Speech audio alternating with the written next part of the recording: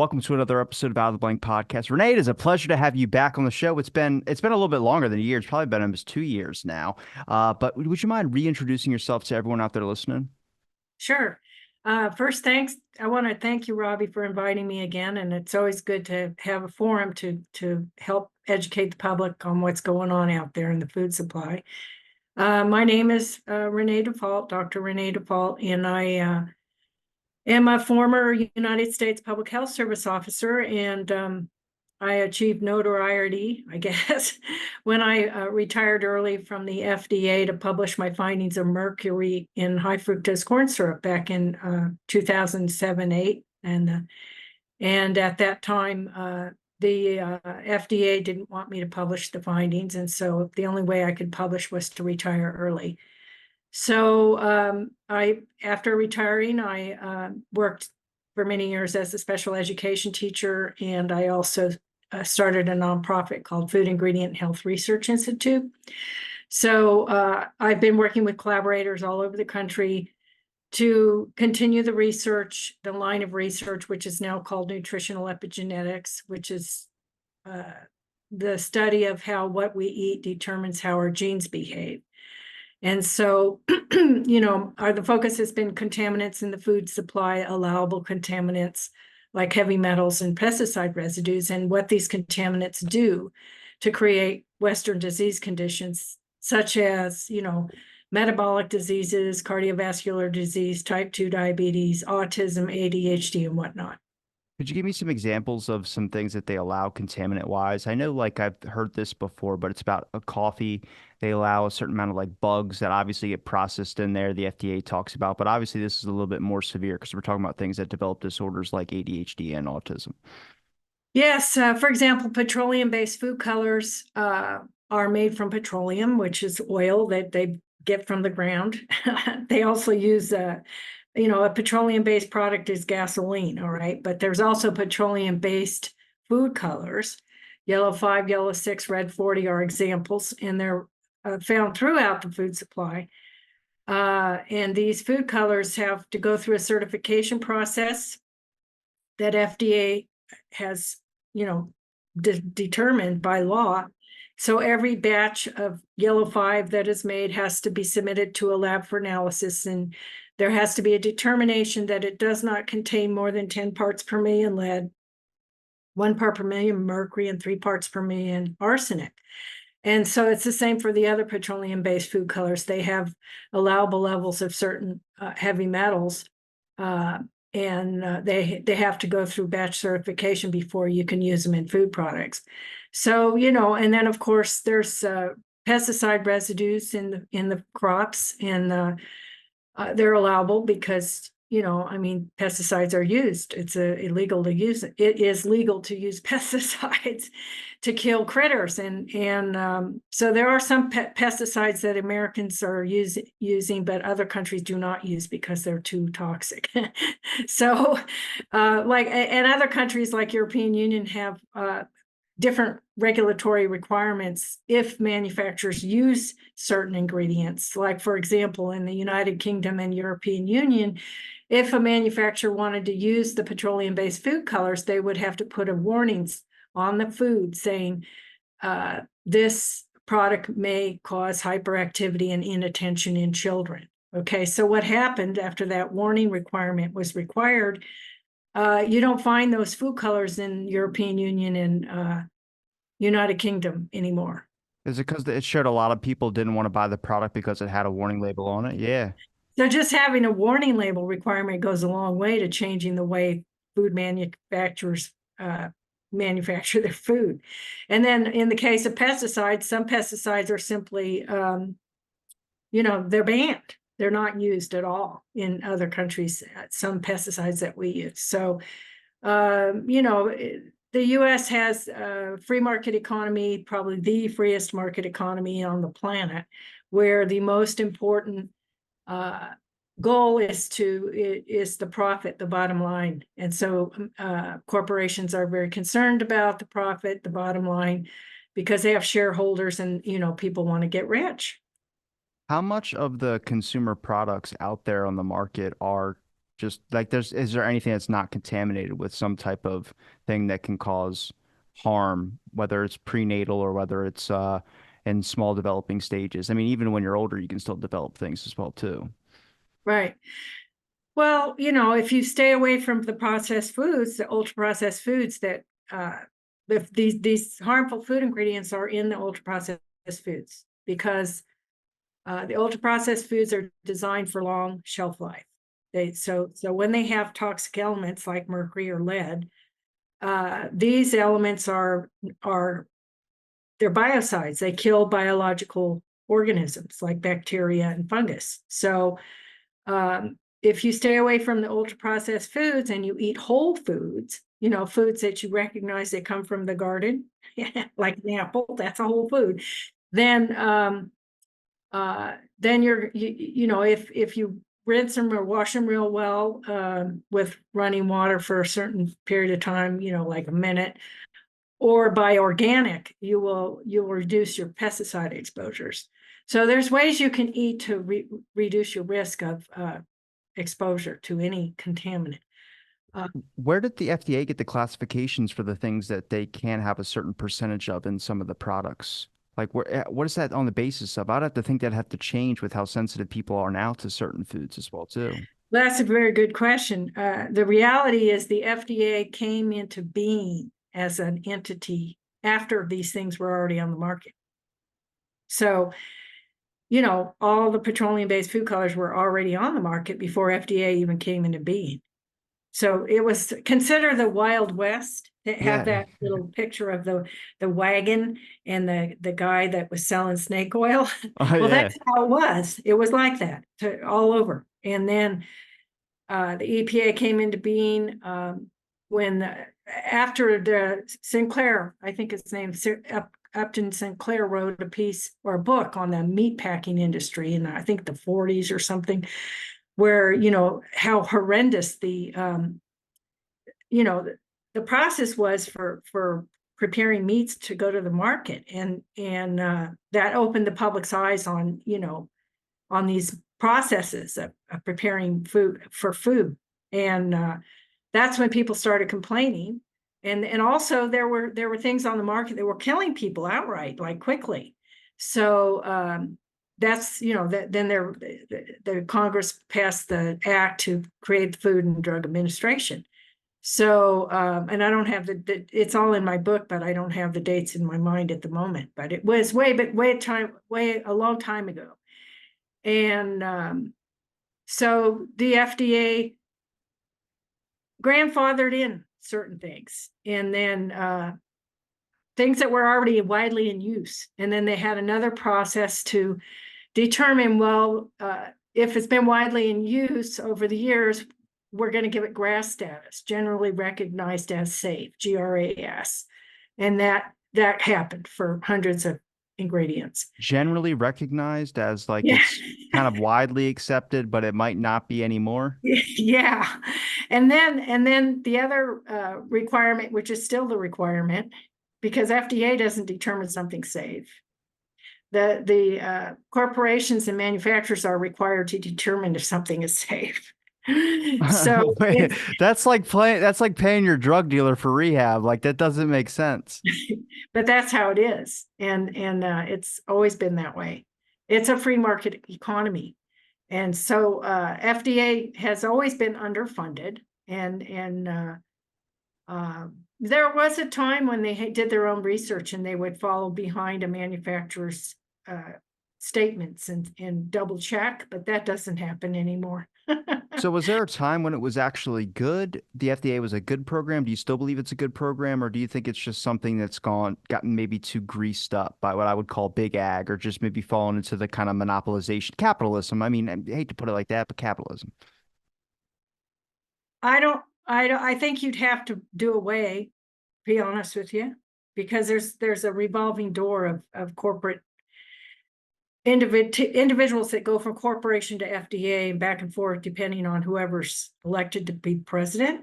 So that the highest decisions are made by appointees, political appointees, and then they dictate, what's the priority for that administration. And it doesn't matter who's in there. The corporations have a lot of control based on, the fact that they can donate to campaigns. So the system is very corrupted. And so in terms of food safety, I would completely disband the FDA if I were in charge. There wouldn't be one. They would have new agencies set up, and one would be just for foods. Another would be just for drugs. So those two would be separate, and you would have a ban on anyone working for the agency that works with the food industry. In other words, there would be no revolving door. So political appointees could not have any connection to the manufacturing industry that they were going to regulate. No conflicts of interest. Exactly. And so that would cease. And then,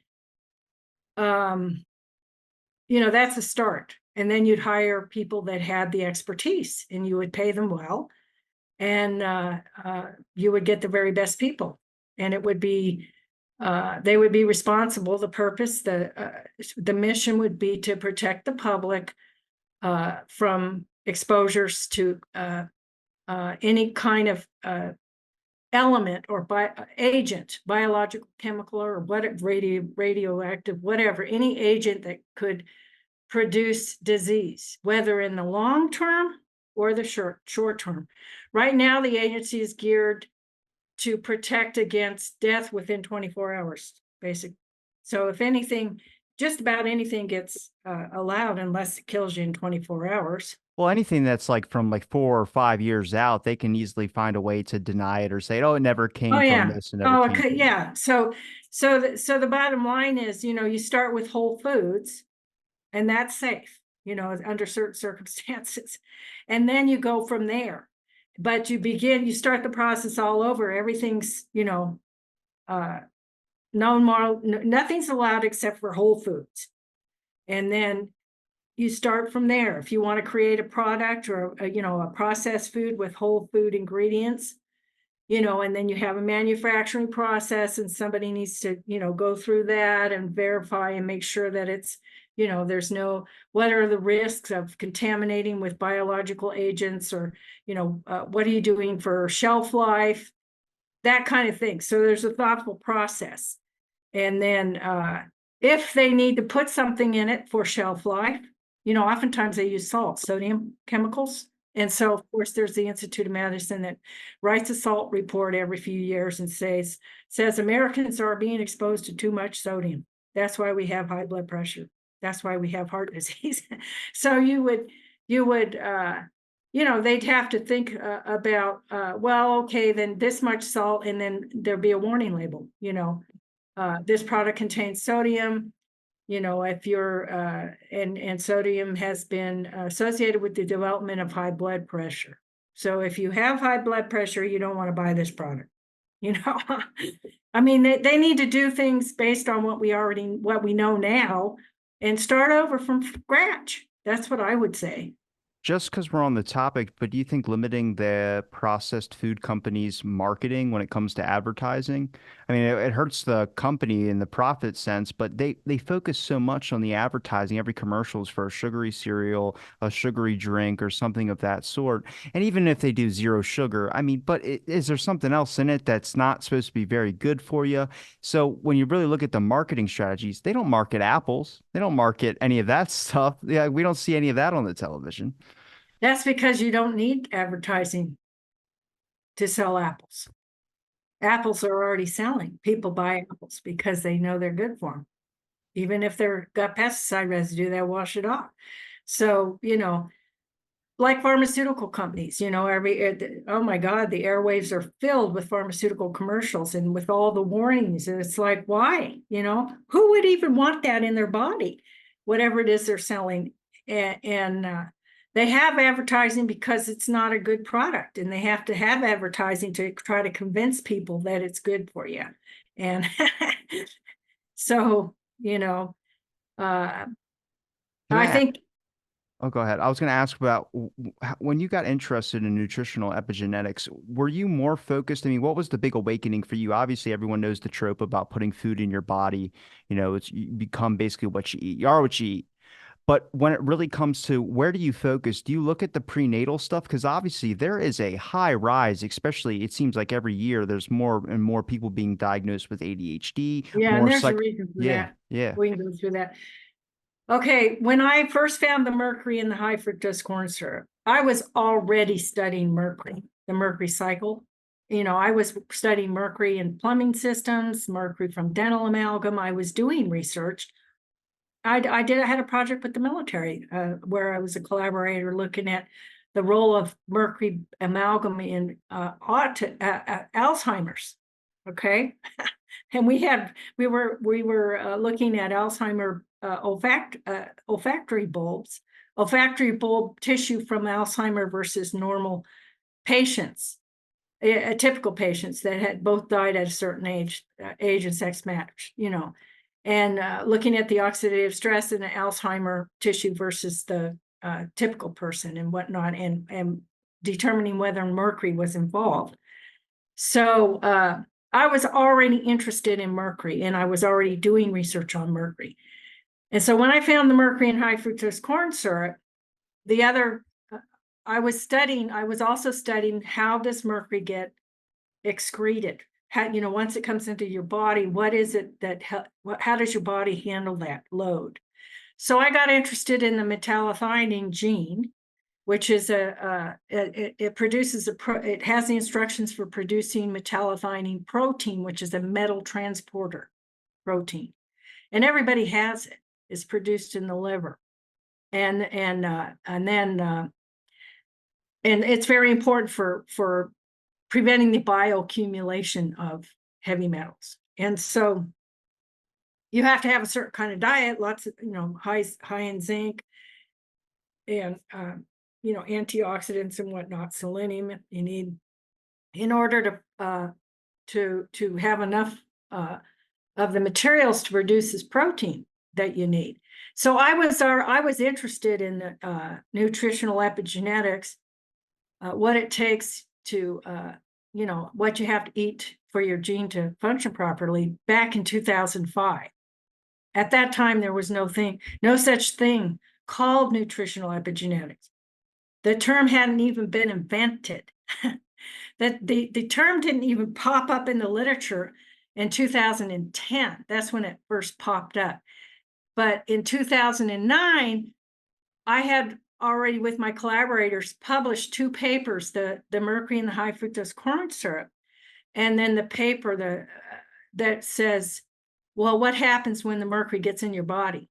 Mercury exposure, nutritional deficiencies, and how this impacts child development. Okay, so that was a separate paper. And that was published in 2009. I had written it in 2006 and 2007, see? So I guess you could say that I was a early adopter, yeah.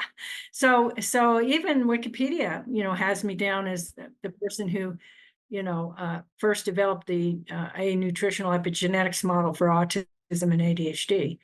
And that's a fact. It is what it is, you know. Which is surprising because I bet if you told that to someone, people be like, no, that couldn't be it. Because like even reading it, I was like, is that real? Like I was thinking for this conversation, am I going to be able to put this on YouTube? I don't want somebody flagging me for something, calling it like, oh, that's false information. But I'm like, it's there though. It's listed. It has Yeah. your name listed for it. Right. Yeah. So I'm hoping maybe we can discuss a little bit because I have ADHD. Hopefully it's not something I can blame my parents about for doing when I was a child or something. But when we look at the factors that are prevailing, either vitamins or chemicals or whatever that's in our foods that would end up leading a child to either develop some type of disorder like Right. ADHD or Well, autism. here we published in 2023 a article called what was it called? Uh, Higher rates of autism and ADHD in American children are dietary factors for issues related to the epigenetic inheritance. Okay, so that's key, epigenetic inheritance. What we're seeing now And when I say what we're seeing now, the beautiful thing about science and research is when you publish a paper, like, started publishing in 2009, then people all over the world, even if the US doesn't pay attention, researchers all over the world read something and then they already have expertise in heavy metals or this or that. And whatever it is that you wrote, and because it was, uh, science-based, you cited everything you said with what other people had done. You're building off of other research. So then people go and build off of your research and they do now there's been numerous studies testing the blood of children with autism and ADHD to see, well, are they accumulating heavy metals? You see what I mean? So everything gets built upon the previous research, and that's a marvelous thing with science, and that's how we get evidence-based practices. And I don't know where I was going from there. What was that? I'm sorry. About how finding the ADHD and Oh, autism. okay, epigenetic inheritance. Here we go. So now we're at the state of research. It's almost 15 years later. There's been so much work done that now we know that there's this epigenetic inheritance going on where, maybe in the 50s, they started with the ultra processed foods, or 40s, and back then it was expensive and only wealthy people could buy the Pop-Tarts and this and that, right? Everybody else is eating Sounds those. crazy now, but Yeah, yeah. And so we've had several generations now where these chemicals have been introduced to the genome. They've always been in the environment, but very small exposures because we didn't have the number of people, we didn't have the number of smokestacks, we didn't have, all of the manufacturing and industrial practices have increased over the years as there's been more people and more demand for services, right?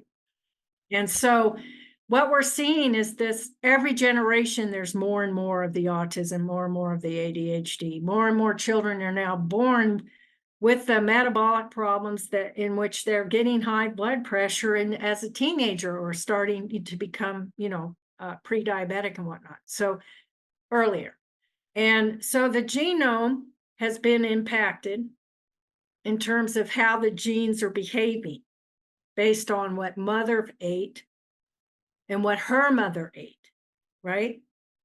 So say you are eating a diet, your mom is preparing foods the way her mother prepared foods and recipes and whatnot based on what, tuna casserole you use. There's always a recipe that gets passed on down and certain things are put in the food, the dish. And so when you're using the same foods, each generation, then you're changing, you're more making the way the genes behave more permanent, if you will. That doesn't mean you can't turn it around. If this generation, because you can, epigenetic behaviors can be reversed. So if your MT gene isn't producing like it should, it's malfunctioning. In one generation, you can switch it over the next generation or the next. I mean, you can change the diet and then you'll see changes in methylation patterns in the genes. Certain genes will turn off or turn on or turn back on. You see what I'm saying? So with proper feeding, you can make things right, but it has to be consistent. A lot of people have trouble with consistency. They'll change their diet and get healthy and they'll feel good, and then they'll revert back to old behaviors, right? And they're shooting themselves in the foot. But if you stick with the healthy diet and stay with it, and each generation sticks with it, and you have rules, okay, we don't eat that because that's not good for us. You know what I'm saying? Then you will see improvements in overall health and behavior outcomes in the general population. But you have to stick with it. could I use a really simple example? It's nostalgia foods. if you notice, a lot of my generation, a lot of maybe a generation above me, our nostalgia foods are junk foods. They're little Debbie snack cakes, and they're those things because our parents yeah, because around the time when we were kids, that's all our parents could really afford. I mean, you have a lot of people that are either single parents that are just trying to scrape by, they're probably working two jobs, and they're feeding their kids these really simple processed foods, and that becomes now what a family recipe would be generationally passed down. My brother's feeding his kids the same exact thing that we used to eat all the time when we were kids. And I'm like, that's going to start a process down the line. It's really going to mess with our genetics when you really think about this whole process. Yep, how your genes are behaving. The actual genes stay the same, but whether or not they're turned on or off is what changes. So Okay. it's a generational thing. It's not something that we can turn those genes on in our lifetime. It's kind of like what we've already been used to. There's not really a Well, change. you can improve, like a kid that's got ADHD, you can suppress their hyperactivity and they can become less hyperactive. If you change your diet and you take them off the yellow 5-6, red 40, make sure they have enough zinc and selenium and, whole foods that provide them with the important minerals they need, they still have the MT gene. But if you have proper diet and you take away the heavy metal exposures, then they will stop accumulating them, and they'll start excreting them. They'll do better. And they in autism, they even did a study where they showed that metallothionein levels greatly were enhanced with zinc, higher zinc intake. So we know that we can improve the functioning of the gene with proper diet, proper nutrition. Now, So, what are the chemicals or what are the vitamins that affect autism specifically? Because I know that I've seen some things where parents have talked about switching up their kid's diet who might have autism, and have not noticed that it's not cured at all, but just noticed that it's had better reactions for them, whether their fits or their spasms or whatever they suffer with has been lessened to maybe right, one that's what I'm time a day. talking about. Yeah. Yeah, they're less, yeah, so that's what I'm saying. So, a kid with autism, you'd have to make sure that they had enough selenium and zinc and calcium, and that their diet was free of pesticides. A lot of them are gluten sensitive, but really that might not be the case. They could just be reacting to the pesticides, they're organophosphate pesticides, which we know for sure are involved in autism and ADHD. So if you're removing the pesticides from the diet and they're just consuming organically grown wheat, they may not have any problems at all. But, the bottom line is they have to have a clean diet. And some people have gone as far as to having air filtration systems in their child's home to make sure that the air is completely free of heavy metals. Yeah. So, these are very sensitive children. So you have to completely remove all the heavy metals from their diet and all the pesticides from their diet, and then make sure that they're eating properly. But they tend to have texture, sensitive to maybe the way things feel on their skin or their palate. There's texture issues. So you have to figure out a way to get these nutrients into them if they refuse to eat the whole foods, right? So you're going to have to figure out a way, and behavior modification, that's where that comes in handy. You figure out a way to work with these kids so that they're getting the right nutrition. And as they begin to, break free from the bioaccumulation cycle, then you'll see more cooperation and better behaviors. But it's very hard to get to that point because, the issues are tremendous. When you looked at your study, what sample did you use? Like, how were you able to test or be able to project off a certain basis? Did you use any certain mothers or anything like that, or any figures where you could look and make a projection about the basis of what would be the outcome? I haven't done any clinical trials with other than parents. I've worked with parents. I've done a clinical trial to teach them how to fix their diet. And I measured their diet before the information, the education, the training. It was like a 6-week training program, and it was intense. And so once they changed their diet, we knew they changed their diet, and they could see the changes in their families. So what, the thing that helps them keep it with it is that they see the positive changes. But getting their husbands on board, it was mothers that participated. And there's a lot of different things going on there where everybody's got to be supportive of the goal. And but I haven't actually measured changes in heavy metal levels in children with autism. Other people have, and they've published those.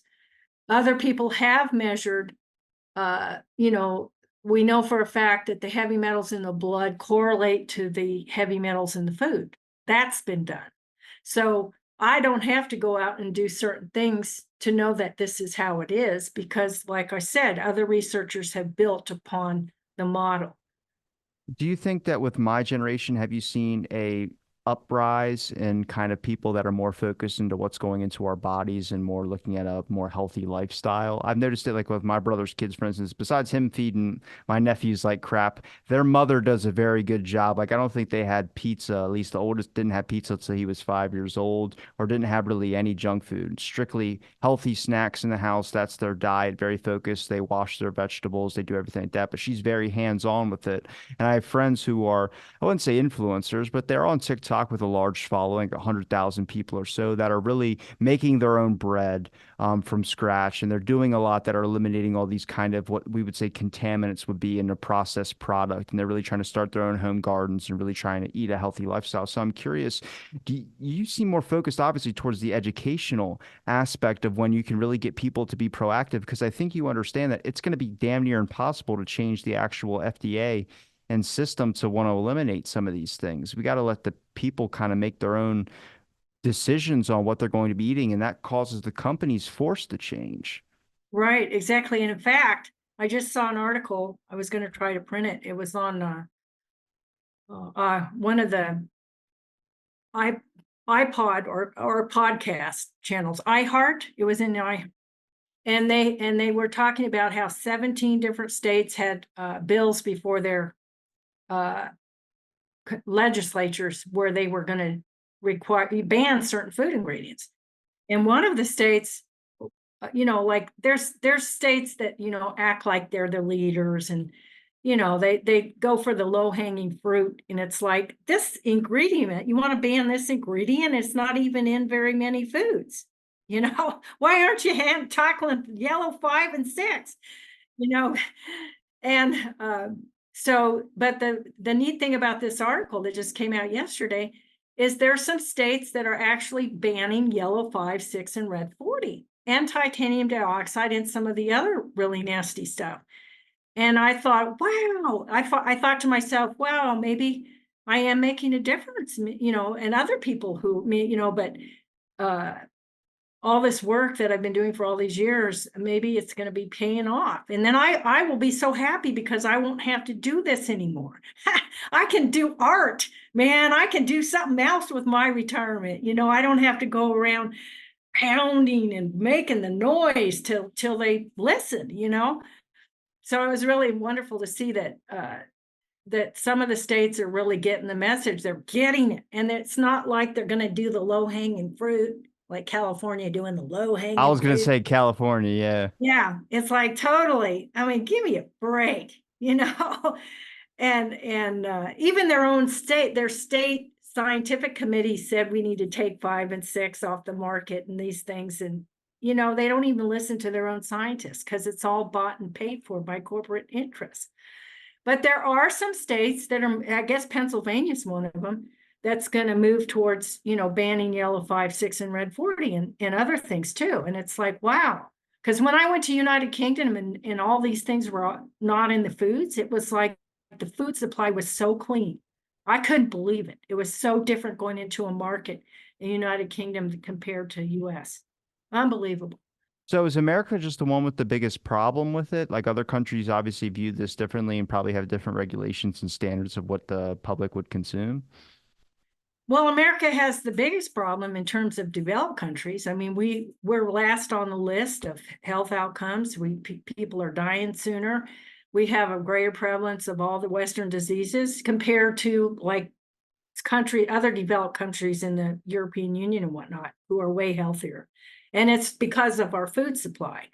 So if the thing I wanted to circle around to is what's going to make the changes is when some of those states are growing a pair, if you know what I mean, and they're going to do the right thing and ban the right things, then other states will follow. So even if the traditional leadership states aren't falling in line, there are other states that are doing it. They're doing it. And so that means, just like with the legalization of marijuana, recreational marijuana, states went ahead and a lot of them went ahead and did that, even though the feds haven't done it, right? And the feds are talking about, changing that whole situation. But the states have made their own rules. If the feds won't do things, then the states will do what needs to be done. I'm hopeful, but I think with the marijuana thing, it was because they found a way to make a good chunk of money from the commercialization of it. And I don't know what the money aspect would be from them losing business from maybe processed foods being banned. Well, they're not going to ban they're just banning certain food Yeah, ingredients. certain So, things, but that obviously so messes with the big ag yeah, part. what'll happen is, okay, people will move. There'll be higher demand for places to live where you can, the environmental planning is such that people can have their own gardens, that people can have access to a safer food supply. Right now, the insurance industry's turned off the insurance in Florida and also, hurricane prone and fire prone areas, right? So people are leaving those areas because it's too expensive and they're moving other places. The market forces. There are people who value, like there's people who value not paying taxes. So they moved from California to Texas, right? There'll be people who value a clean food supply. There's people that already moved to Vermont because of Vermont's, they prefer Vermont or Oregon based on their, you know what I'm saying? Should I move to Delaware if there wasn't just a couple things I didn't like about it? My grandparents live up there, but they don't pay taxes. I'm like, you lucky bastards. Yeah. So what I'm saying is there will be people move to places that embrace their lifestyle. Yeah. Like a lot of people come to Hawaii and homeschool, and they can, the Big Island has a lot of land and whatnot, a lot of freedoms, and it's very easy to homeschool your kids here. Whereas other places, it may not be easy, you know? So if there's no negative in making the food supply safer in a given state and healthier. There's not going to be a negative for the people in the state. I mean, with the food supply, though, don't you think that one of the biggest problems is the fact that it can be so easily manipulated? I mean, by so many varying factors, whether it's just the consumer, but also the people that are marketing the food as well, too. I mean, the influence to me scares me the most because I think that directly distorts the public's perception. We honestly haven't had a good take on food ever. I mean, our diet trends really messed us up, but ask somebody what healthy is, and they picture a person that's near close to death on a bodybuilding stage. I'm in the fitness industry, so I know what that question's like hearing it. And I try and tell people, no, just what makes you feel good. Drinking enough water, doing things, staying active a little bit too. But someone who's working two jobs and ends up just getting McDonald's because it's cheap and it's easy. It's not, I mean, it's not the right way to go, but it's what people feel like the only option they have. That's why I'm curious on the educational aspect. I mean, there's a lot of people that are out there that really want to know the right information. I think most people do, but Right. it's about Well, giving them that. yeah. And McDonald's is expensive. I haven't been to McDonald's in years, but I know that it's not cheap, Not anymore. All right. So simple things you can do, like when you do have time off. First of all, your health is your wealth. Yeah. So there's no waste of time if you spend, like Saturday and Sunday cooking whole food, real food, and then you freeze your leftovers, and then during the week you have them. So by the time you make even a stir fry, the stuff to put over rice, with whole foods. And then you can freeze that into separate, separate servings, and then make rice. And, I mean, it's easy peasy. There's no time involved during the week when you're working. You have to set aside the time to cook from scratch on Saturday and Sunday, Friday, Saturday, and Sunday. And you would, even those 3 meals, you could have one left over per meal. That's three nights during the week that you don't have to cook. So, and I'm not saying stir fry every night. I'm saying, whether it's a stew or a soup or whatever, that, and then you buy organic bread. If you don't have time to make your own bread, I don't have time to make my own bread. We have a natural food store here in Hawaii, a chain. There's only 3 or 4 stores, but they're right here on the island, and they make beautiful organic sourdough bread out of organic flour. It's really good. You can't find a better organic sourdough. You can't find sourdough, even the fancy sourdoughs you can buy in San Francisco don't taste this good. I You see will what I'm say in Hawaii, it might be not a good food to eat, but spam musubi is the best damn thing I've ever eaten in my entire life. I don't do spam. Sorry. I knew it was spam on top of it, but when it's wrapped in rice and all that, I was like, it was cheap and it was good when I was down there. But Well, you got the seaweed, and that's good. where, where would you say the biggest problem is when it comes to people and their consumption, when it comes to the worst contaminants? Obviously, we mentioned certain elements and like yellow five and all that, but where would you say they're getting it mostly from? Like restaurant eating is a big thing, but Yeah. what? Okay. Well, restaurant eating, and which I limit because you don't know what they're using to make. And anybody who eats out all the time is going to get fat. And so the bottom line is there's things like vegetable oils that are, not good to eat. There's nothing good about vegetable oils.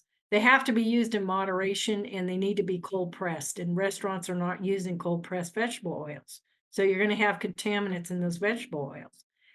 So that's a big problem.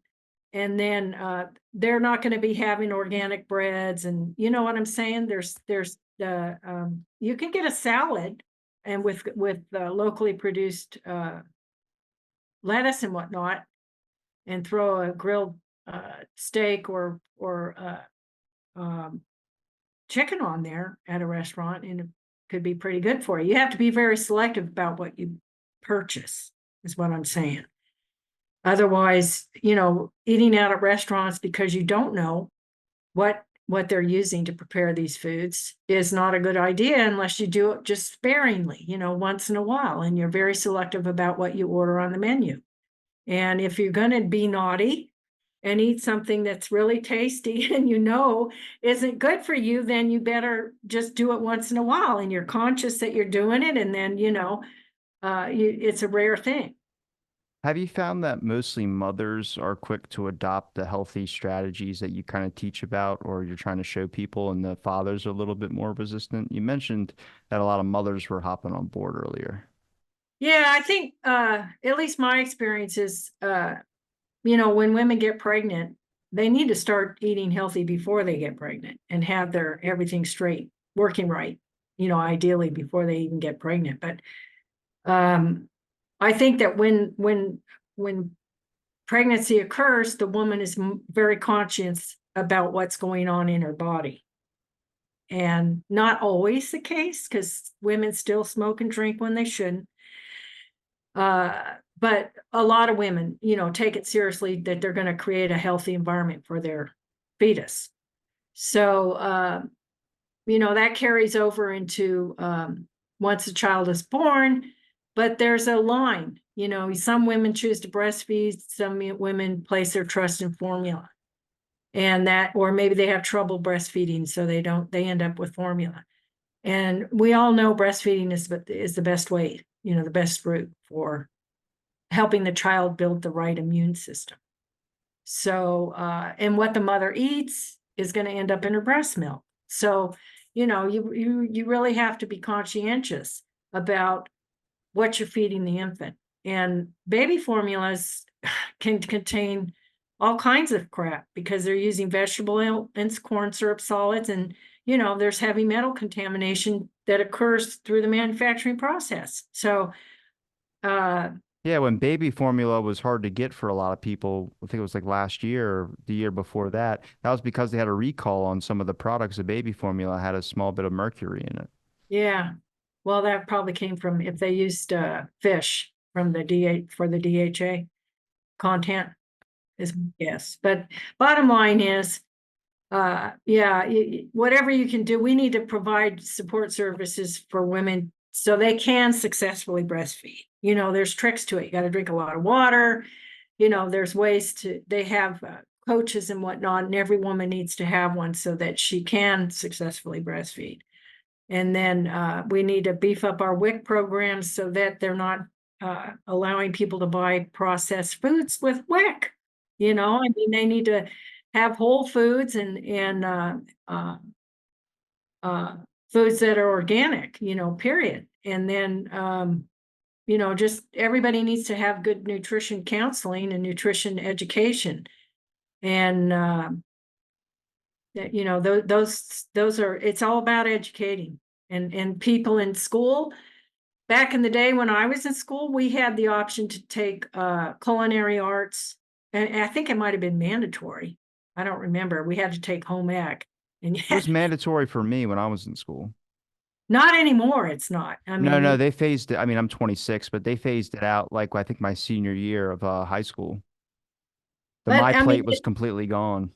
yeah, yeah. They could certainly bring that back and teach people, you know, not you know, a couple weeks on nutrition, but actually have them in the kitchen learning to cook, you know, from whole foods and learning about the quality of food. What makes this better than that, you know?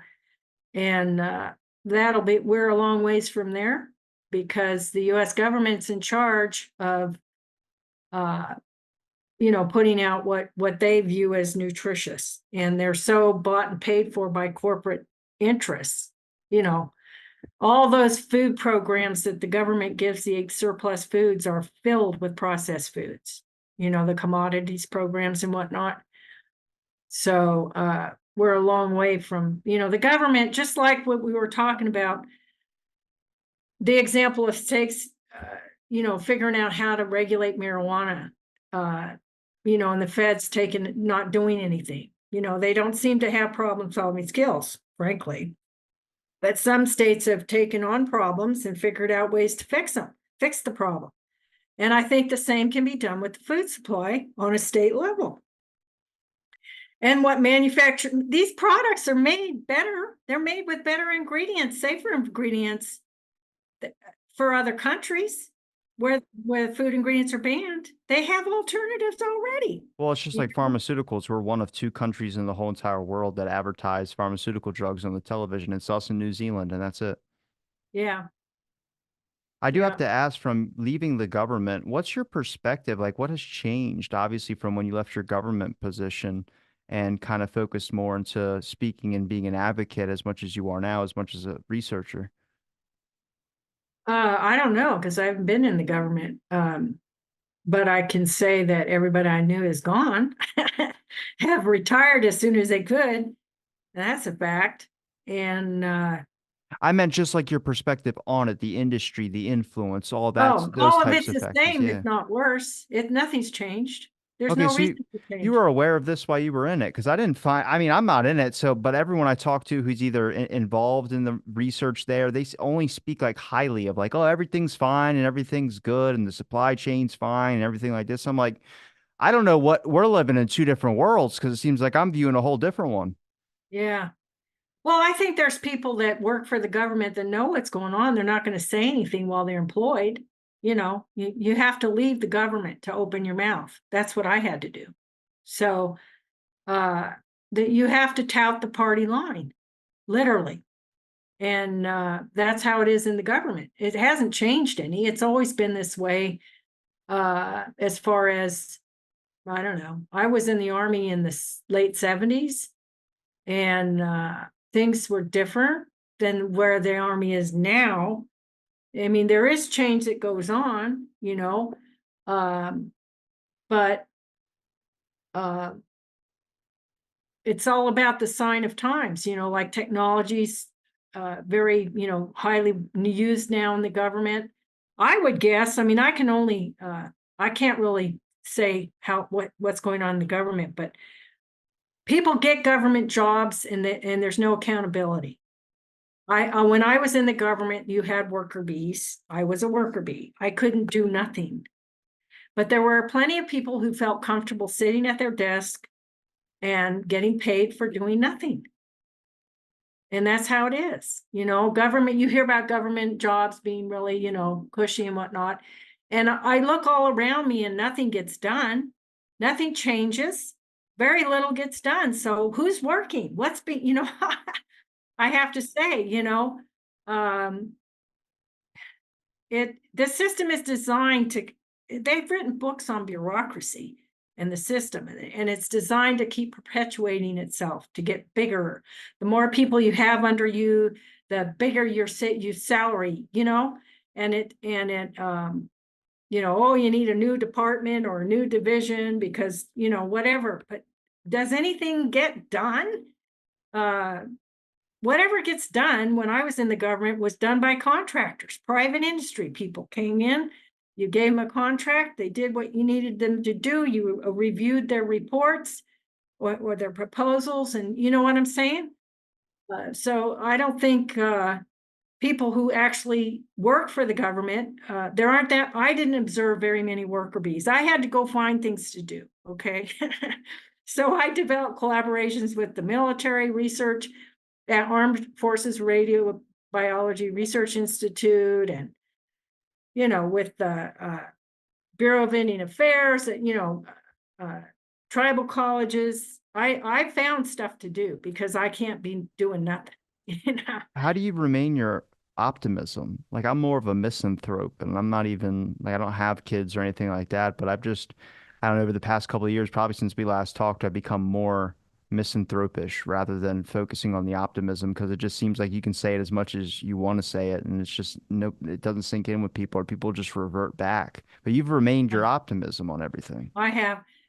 Well, I'm on a mission, really, and if I don't do it, I mean, they have all kinds of fake advocacy groups. They get a lot of funding. I've witnessed them. PETA? I mean, I'm just saying they got some fake advocacy groups, even in food, and I've blown the whistle other times and used advocacy groups when I was in the government, for example.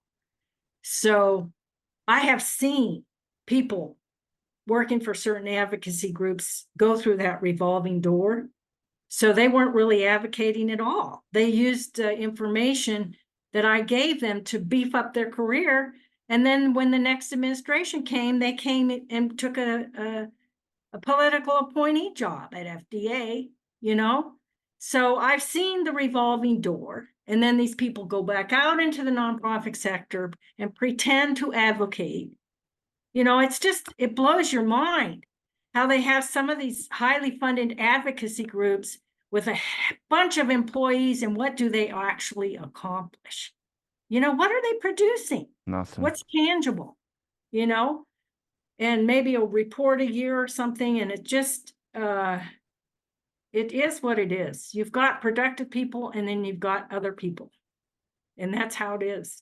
And there aren't that many productive people. Where you find the productive people are like in the schools. Teachers work their butts off.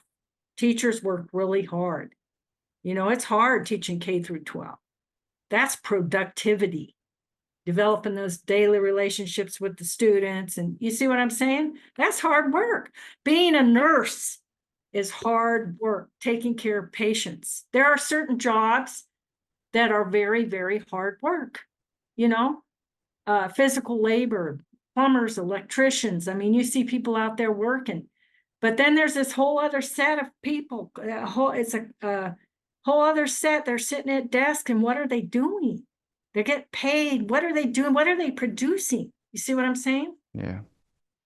I'm glad there's people out there like yourself that are trying to educate and actually are on a mission and actually care about what they're doing. But I mean, when you really look and examine maybe the next 5 years? It's a weird question because obviously the times are so unpredictable. But do you think people are waking up? Obviously now we see a lot more people more focused, but in the next 5 years, I mean, do you think a lot more states will have more things banned? I do. There'll be bigger I'm restrictions very on hopeful. newspapers. I think in the next 5 years, you're going to have states banning the most harmful food ingredients.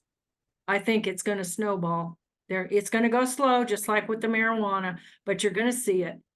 And I think that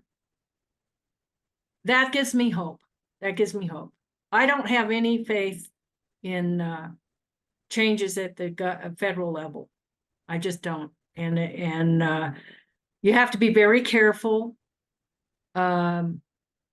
because of the corporate interests, you know. And we can't fix that without having Congress pass a campaign finance reform bill, which they tried to do with McCain and Feingold in the 90s, I I'll say think. that's a while ago, ain't it? Yeah. And so until that gets done and we get them out of the election process, that has to be number one. If we're going to save our democracy, you know, Biden, everybody talking about saving the democracy. Well, you know what? The only solution to save the democracy is campaign finance reform, period. That is what we need to save the democracy, because then your vote counts. Right now, your vote doesn't count. You're just switching out the, you know, Light bulb. yeah, that's all you're doing. So, you know, I think the fact that people are making changes at the state level gives us hope. Really. I mean, if you were growing marijuana 20 years ago, You shot. yeah, I mean, really, there are certain areas, and you know, let's face it, Europe is ahead of us. And while there's countries that are ahead of us and doing better, and the evidence is there, the facts say what they say, thank God that there are people in other countries that have critical thinking skills at the decision-making levels. My God, thank God. So, I mean, that gives me hope, you know? So I was feeling really down about the US, but the fact that states are moving forward, you know, and some of them are really, you know, trying to do the right thing, I think that gives me hope for the United States. I will be hopeful when they take out Monsanto. That's all they got to do. If that company goes away, I will be 100% all in, hopeful. I'm never going to be pessimistic again, but that company is deeper than I thought it was. And it's connected to Coca-Cola, and a lot of people don't know that. Yeah. Bayer owns Yeah, it's Bayer on it. that's That's nuts it. too. Yeah. So uh What would you give advice to people who are just average people like myself who are just in a home? Like, what would you give advice food wise, what they could start focusing on and what they could start doing to really try and focus and bring a better life, not only to themselves, but to their kids and maybe future generations of their families? focus on whole food diets, whole food and organic whenever possible. Cook from scratch. Use cold pressed vegetable oils, whole food, organic whenever possible. Grow a garden if you can.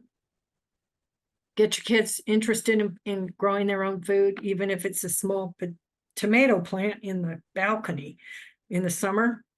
You know, start teaching them. Well, we don't have a large piece of property right now, but we've got this area here and we can plant green onions and this and that, you know, or see what, you know, instill those values, the importance of healthy whole food.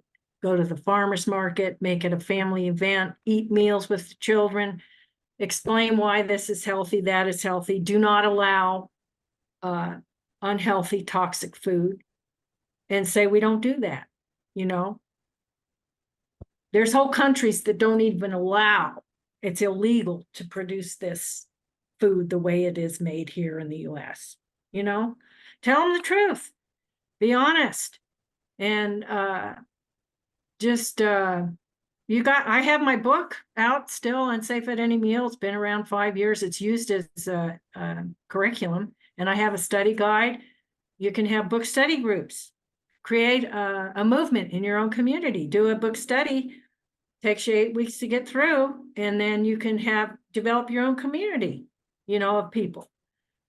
even if you're living in apartments, I mean, uh, find common ground, you know, just because you don't have land to grow food on, find common ground and values in what you value. And you're not going to be alone in when you are isolated, or you don't have the same, you're not connected to other people who feel the same way about you do with food safety and food quality.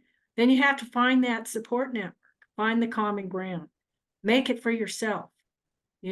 Start with one or two, add three or four, and then you have a community.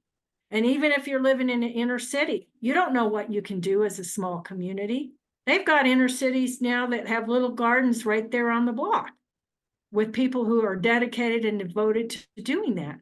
You can make a difference locally, and you can make a difference with what you buy and what you teach your children. And that is going to be huge, because that'll impact the next generation. And what we're talking about here is generational changes that are impacting the human being to the point where, if we don't fix it, we're going to end up with a society that has some real serious issues, in terms of productivity. And we already have issues. It'll affect everything. I want to give you a chance to be able to promote where people can find your book, and where can people find your everything, any links that you'd like to promote. But I want to say before you do that is I want to thank you for giving me the time again to talk on my show, and also getting up early, um, with the time difference that we have. I really do appreciate that. It means a lot. And also giving me the time to just speak with you, ask some questions about some things, and understand for myself and any listeners out there as well too. But where can people find your links? Okay, so you can go to reneedufault.com, RENEEDUFAULT. And that provides information about my books, which you can get on Amazon.com. So there's Unsafe at Any Meal and Nutritional Epigenetics Study Guide. Buy the two together.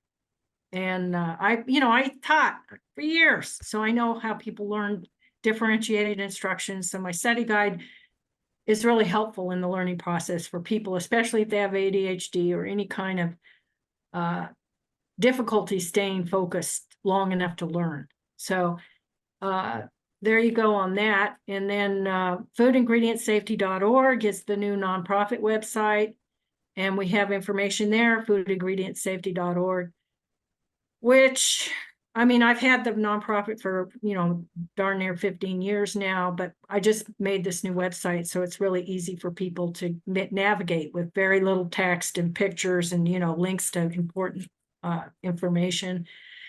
So, feel free, if anybody wants to donate, we always accept donations, of course. We don't have any paid salary. So donations go to, last year or this year, I went to Ecuador, and I'm helping Ecuador, a city in Ecuador, Cuenca, with some of their issues. They've got a 20% ADHD prevalence in their children, elementary level, and a lot of issues, that go into that. So, yeah, I mean, if we have a community that's devoted to working together, to doing real work, producing real results, I think that's what we need. We have to join together and work together. Locally, and then however we can globally, to help the underserved. Both, we have underserved in both areas, locally and globally. Well, I'm going to make sure I link all your links in the description. It's been a pleasure chatting with you again. And thanks everybody for listening to this episode of Out of the Blank. Stay tuned for our next episode.